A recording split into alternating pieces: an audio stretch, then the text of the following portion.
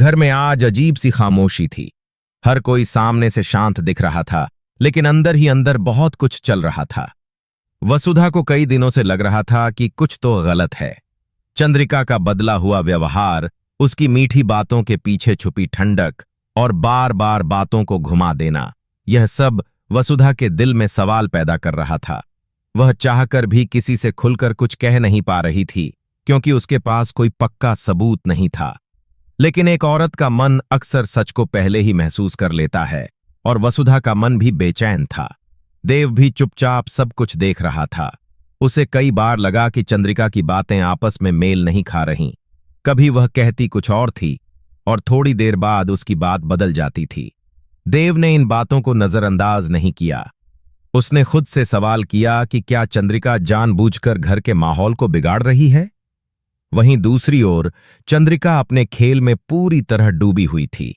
उसे पूरा भरोसा था कि उसकी चालें काम कर रही हैं और कोई उस तक नहीं पहुंच पाएगा। धीरे धीरे सच्चाई की परतें खुलने लगीं। वसुधा को याद आने लगा कि कैसे हर बड़े झगड़े के पीछे कहीं न कहीं चंद्रिका का नाम जुड़ा था। कैसे उसने छोटी छोटी गलतफहमियां पैदा कीं और उन्हें बड़ा रूप दिया। देव ने भी कुछ पुरानी बातों को जोड़ना शुरू किया। उसे समझ आने लगा कि यह सब अचानक नहीं हो रहा, बल्कि किसी सोची समझी योजना का हिस्सा है। चंद्रिका ने बहुत चालाकी से अपने शब्दों का इस्तेमाल किया था, ताकि वह खुद हमेशा सही और बाकी लोग गलत दिखें। इस बीच प्रभात भी अनजाने में सच के करीब आ रहा था। वह अब तक चंद्रिका पर आंख बंद करके भरोसा करता आया था, लेकिन कुछ घटनाओं ने उसके मन में भी हलचल मचा दी।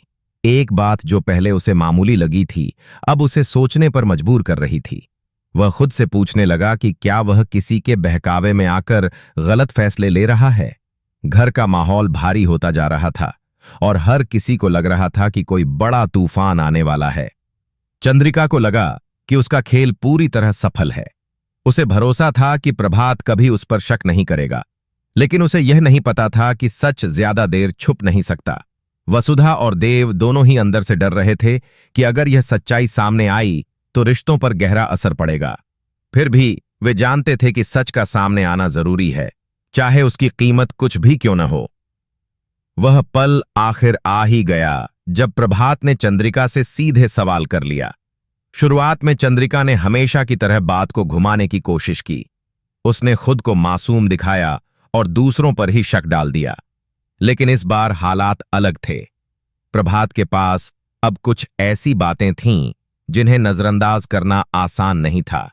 उसके चेहरे पर गुस्सा और दर्द साफ दिखाई दे रहा था। वसुधा और देव दोनों चुपचाप वहां खड़े थे।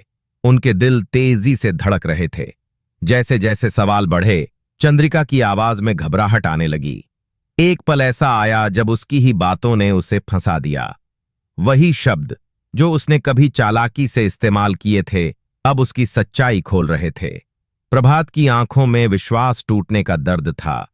उसे एहसास हुआ कि जिसे वह सबसे ज्यादा भरोसेमंद समझता था, वही उसके खिलाफ खेल खेल रही थी। गुस्से और धोखे की उस घड़ी में प्रभात खुद पर काबू नहीं रख पाया। उसका हाथ उठा और चंद्रिका के गाल पर जा पड़ा। यह सिर्फ एक थप्पड़ नहीं था, यह टूटे हुए भरोसे की आवाज थी। वहां कुछ पल के लिए सन्नाटा छा गया। वसुधा और देव पूरी तरह स्तब्ध थे। उन्हें यकीन नहीं हो रहा था कि यह सब सच में हो रहा है। जिस घर में कभी अपनापन था, वहां अब सिर्फ दर्द और हैरानी रह गई थी। चंद्रिका की आंखों में डर और अपमान साफ दिख रहा था। उसका घमंड पल भर में टूट गया। वहीं प्रभात को भी तुरंत एहसास हुआ कि गुस्से में उठाया गया कदम हालात को और बिगाड़ सकता है। लेकिन जो सच सामने आ चुका था, उसे बदला नहीं जा सकता था।